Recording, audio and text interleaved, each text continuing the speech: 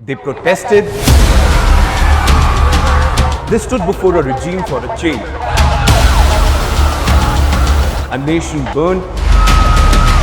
But seems like all of it happened for nothing. A year later, the student-led uprising of July 2024, which promised a new dawn, Bangladesh yet again stands at a crossroads, which feels less like a turning point and more like a roundabout with no exits. A country circling endlessly around its own anguish and hope. When Sheikh Hasina's 15-year rule collapsed under the force of unprecedented student and worker mobilization, jubilation in the streets briefly replaced uncertainty and the fear that has festered for years.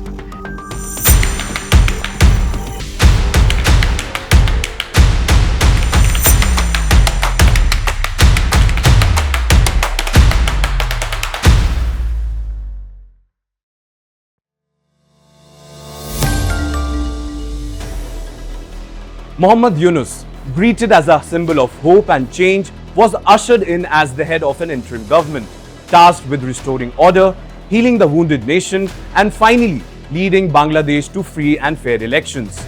Yet, for all the noise of revolution, for all the lives sacrificed and dreams summoned, nothing truly transformative has shifted for the ordinary Bangladeshi. If anything, the problems that inspired the July 2024 upheaval has once again compounded by the instability and drift since Yunus took charge. The July 2024 uprising began over reforms to the government job quota system, ballooning rapidly into a broad-based demand for accountability and dignity. Students joined by working class and citizens long oppressed by the machinery of state, braved deadly violence, police bullets, internet blackouts, and the terror of arbitrary detentions.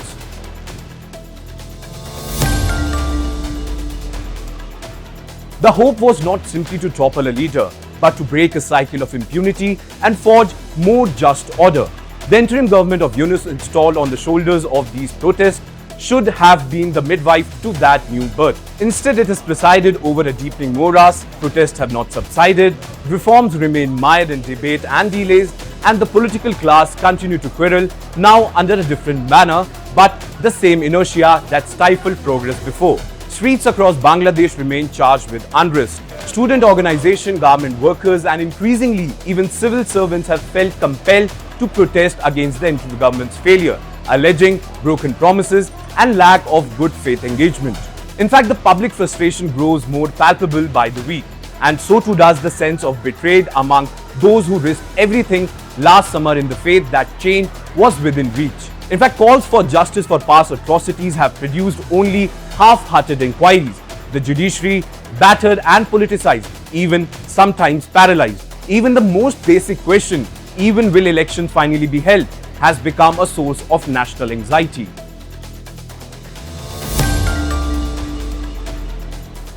Yunus and his advisors have mastered one art, beating around the bush, offering only the vaguest of assurances, perhaps December 2025, perhaps July 2026, all depending on reforms that seem forever on the horizon.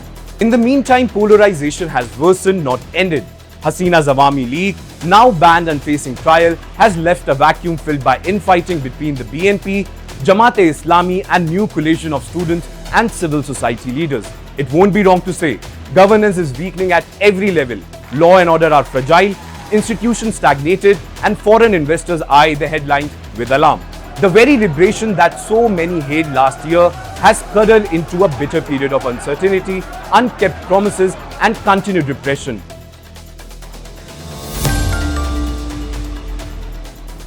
The biggest example of Yunus's selective enforcement was the Operation Devil Hunt, which was claimed to be a crackdown on criminals, but on ground largely targeted opposition members and political dissenters. In fact, when questioned about targeting of the religious minorities, the answer is always the same. It's a political matter. The interim government elected by no one lacks legitimacy to end the crisis.